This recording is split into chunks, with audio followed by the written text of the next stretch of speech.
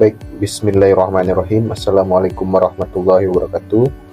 Alhamdulillahillazi hadana lihaza wa ma kunna linahtadiya la'anallah. Asyhadu an la ilaha illallah wa asyhadu anna Muhammadan abduhu wa rasuluhu la nabiyya ba'da ma ba'du. Pertama-tama marilah kita ucapkan puja-puji serta syukur kita atas kehadiran Allah Subhanahu wa taala yang telah melimpahkan rahmat serta karunia kepada kita sehingga kita diberikan kesehatan untuk menjalankan kegiatan sehari-hari. Baik, teman-teman semuanya, izinkan saya memperkenalkan diri. Perkenalkan, nama saya Kevin Lavendra dari STI Arisala Sumatera Barat, ingin menjelaskan sedikit tentang pemikiran ekonomi Islam. Baik, teman-teman semuanya, judul materi kita pada kesempatan hari ini memahami kebijakan pemikiran ekonomi Islam pada masa Abu Bakar dan Umar bin Khattab, yang mana kita tahu bahwasannya kedua orang ini merupakan khalifah setelah kepemimpinan Nabi Muhammad SAW. Di sini kita akan menjelajahi tentang pemikiran ekonomi Islam dengan fokus kepada kebijakan ekonomi yang ada pada masa Abu Bakar As-Siddiq dan juga Umar bin Khattab, dua pemimpin pertama setelah Nabi Muhammad SAW. Akan melihat bagaimana mereka membangun fondasi ekonomi Islam dan menerapkannya prinsip-prinsip Islam dalam pengambilan keputusan pada masa saat itu. Baik, banyak sekali tantangan tentunya yang dihadapi oleh dua khalifah kita. Mari kita ulas. Yang pertama itu khalifah pertama kita, yakni Abu Bakar As-Siddiq, yang mana beliau juga memiliki banyak problem dalam pemerintahan beliau ataupun problem dalam penerapan ekonomi Islam pada saat itu, yang mana peralihan kepemimpinan dari Nabi Muhammad SAW kepada Abu Bakar, banyak sekali tantangan tentunya di kalangan umat Islam pada saat itu.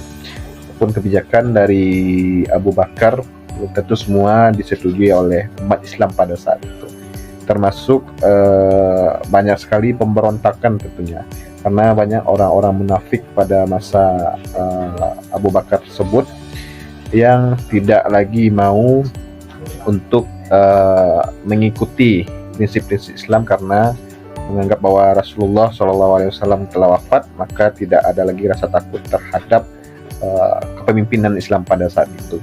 Dan juga terjadi banyak penyimpangan tentunya dari kaum munafik tersebut, seperti tidak maunya membayar zakat dan lain sebagainya.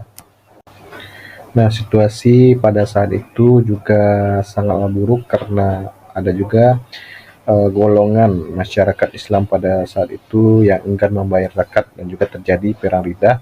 Nah, perang itu memerangi orang-orang yang tidak mau lagi membayar zakat serta menyimpang dari keadaan ataupun syariat-syariat Islam pada masa tersebut. Dan juga ada beberapa kebijakan tentunya dari Abu Bakar untuk hal tersebut, tentunya untuk mencari solusi dari permasalahan dan lain sebagainya. Ada beberapa kebijakan ekonomi pada masa Abu Bakar, yaitu menjadikan zakat sebagai instrumen ekonomi.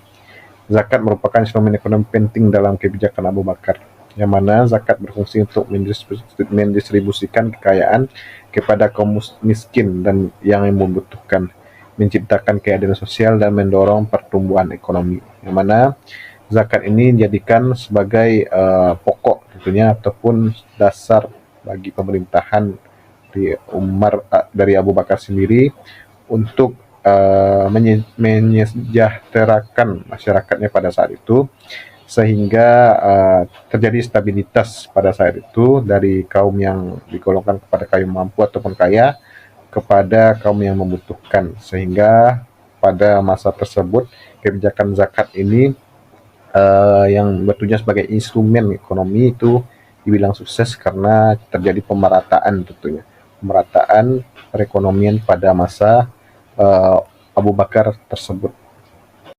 Nah, selanjutnya berhubungan juga dengan kebijakan ekonomi pada masa Abu Bakar, yaitu peran Baitul Mal, yang mana Baitul Mal sebagai lembaga pengelola harta negara yang juga memainkan peran penting dalam kebijakan Abu Bakar. Baitul Mal sebagai pusat pengumpulan dan pendistribusian zakat serta dana lainnya untuk membantu masyarakat. Seperti yang kita lihat bahwasannya pada masa itu Abu Bakar Siddiq itu menjadikan Baitul Mal sebagai tempat penyejahteraan masyarakat, yang mana pengumpulan dana-dana pada masa itu, dana-dana dari orang-orang yang mampu ataupun orang-orang yang kaya dikumpulkan, ataupun zakat-zakat itu dikumpulkan dalam satu tempat ataupun satu bangunan ya, berupa Baitul Mal, dan juga nanti akan didata ataupun disalurkan kepada masyarakat yang membutuhkan pada saat itu, sehingga peran Baitul Mal itu sangat penting dalam penyejahteraan masyarakat pada masa Abu Bakar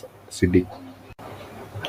Nah, seperti yang kita lihat tadi teman-teman, bahwasannya Abu Bakar Siddiq ini lebih fokus kepada penyejahteraan masyarakat, ke kebangkitan dari keterpurukan pada masa peralihan dari kekuasaan Nabi Muhammad pada khalifah pertama kita tersebut, yakninya Abu Bakar Siddiq.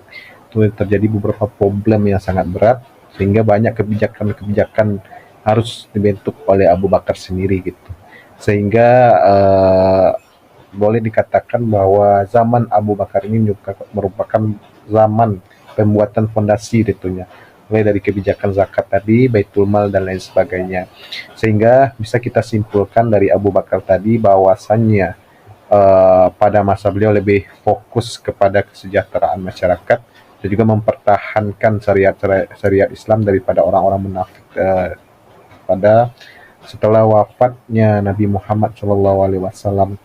Nah, kita lanjut kepada Umar bin Khattab, yang mana kita tahu khalifah kedua kita ini memiliki karakter yang sangat tegas dan juga memiliki perhatian tentunya kepada masyarakat pada masa pemerintahan beliau.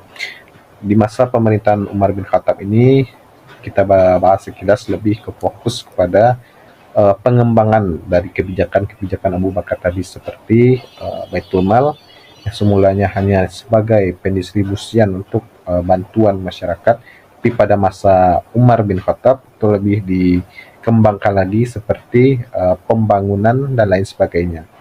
Nah, kita bahas yang pertama itu ekspansi wilayah Islam. Ekspansi wilayah Islam memiliki dampak yang signifikan pada pembangunan ekonomi.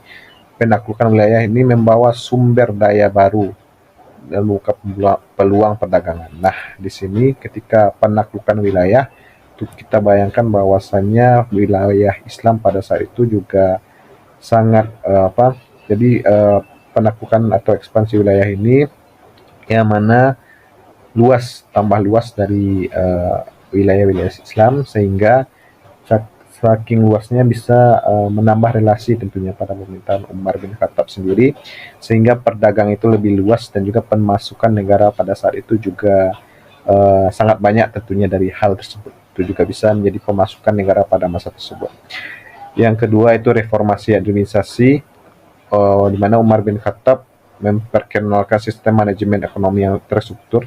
Sistem ini menganggap pengumpulan pajak, pengelolaan Baitul Mal, dan distribusi kekayaan, yang mana terjadi transparansi pada masa pemerintahan Umar karena telah terstruktur dari pencatatan dan juga sistem pengumpulan pajak itu jelas, transparansi dan lain sebagainya gitu.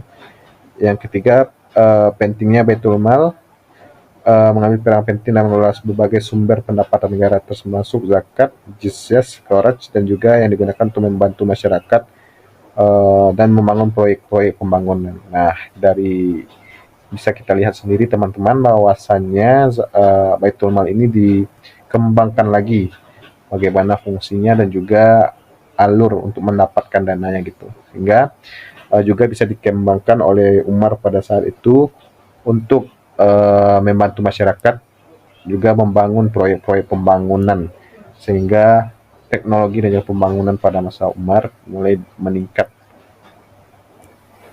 Nah, kita lanjut ke inovasi ekonomi pada masa Umar bin Khattab. Yang pertama itu mengenalkan jizyah ataupun kharaj, di mana Umar bin Khattab memperkenalkan sistem pajak jizyah untuk non-muslim dan kharaj untuk lahan pertanian. Sistem ini bertujuan untuk menghasilkan pendapatan bagi negara dan mengatur hubungan ekonomi dengan penduduk non-muslim. Yang mana di sini kita bisa juga lihat bahwasanya Islam ya jelas juga memiliki toleransi tentunya pada umat-umat non-muslim, sehingga pada saat itu pun masyarakat non-muslim pun membayar pada negara ataupun berupa pajak gitu. Sehingga bisa kita lihat sendiri bahwasannya pada masa Umar bin Khattab terjadi hubungan antara umat Islam dengan non-Islam gitu.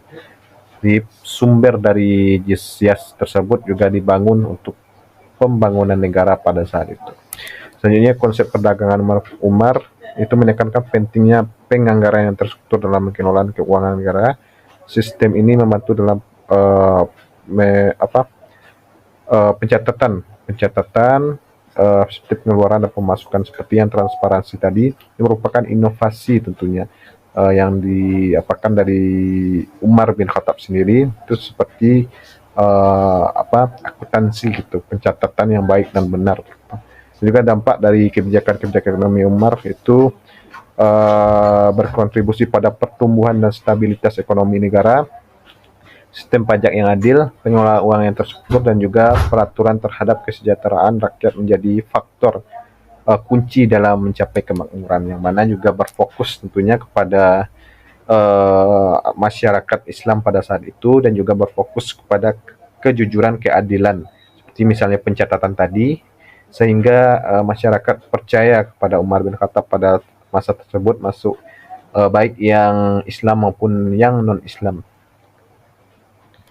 Nah, dapat kita simpulkan ya teman-teman semuanya, bahwasannya kedua khalifah kita ini merupakan orang-orang hebat dalam sejarah tentunya, terkhusus kepada sistem perekonomian Islam gitu. Jadi mereka memakai sistem kepemimpinan yang bagus, dan juga kebijakan-kebijakan mereka merupakan cikal bakal dari sistem perekonomian Islam pada saat ini. Misalnya Baitul Mal, pencatatan yang baik, dan juga sistem-sistem keadilan seperti menyejahterakan masyarakat pada saat itu. Juga di sini juga kita bisa melihat kandungan seperti dalam masa Umar bin Khattab, yang mana toleransi yang begitu kuat gitu, sehingga pada masa Umar bin Khattab sendiri itu masyarakat yang non muslim pun membayar pada pajak gitu untuk membangun negaranya.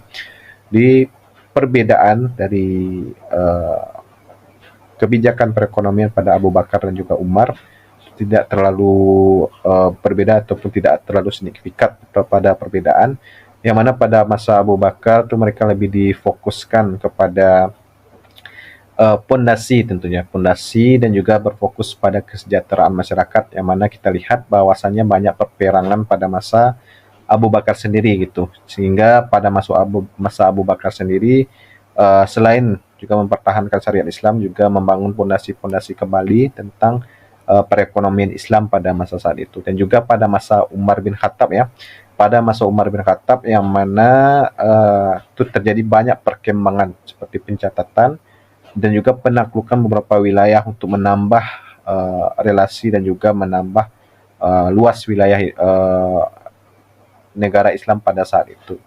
Dan juga pada masa Umar bin Khattab itu juga peran Baitul Mal juga lebih ditingkatkan, sehingga fungsi dari Baitul Mal itu bukan hanya untuk penyejahteraan masyarakat, tetapi juga untuk melakukan pembangunan pada saat itu. Nah, dua khalifah hebat kita ini juga merupakan salah satu dari pencetus perekonomian Islam yang juga banyak ditiru ataupun diterapkan pada masa Islam ataupun perekonomian Islam modern gitu, sehingga seperti pencatatan dan juga pendistribusian yang baik. Itu mungkin yang bisa kita simpulkan teman-teman semuanya mengenai sejarah pemikiran perekonomian Islam pada masa kedua khalifah kita, yakni Abu Bakar As-Siddiq dan juga Umar bin Khattab. Mungkin itu yang dapat kita sampaikan pada kesempatan kali ini.